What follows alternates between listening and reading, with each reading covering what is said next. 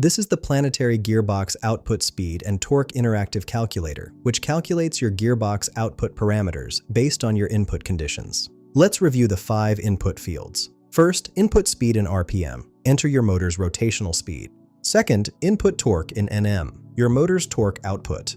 Third, gear ratio per stage, the reduction ratio for each planetary stage. Fourth, number of stages. You can select from 1 to 5 stages. For this demo, I'm using 1 stage.